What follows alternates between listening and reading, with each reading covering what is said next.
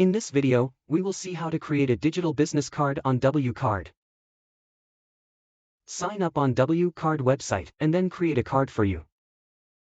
In the first step, you need to specify your contact information such as email and phone number. Next, scroll down and enable the WhatsApp button. It is time to add a profile photo now. Go to the Themes section and then upload a photo from your device. Crop it to fit the frame and save changes. Scroll down a little further and from there, you can add a banner image in the background as well. Just adjust the width and save the changes. You can also select a color theme for your digital business card. In the Themes section, select any of the available themes. You can individually customize the color of elements.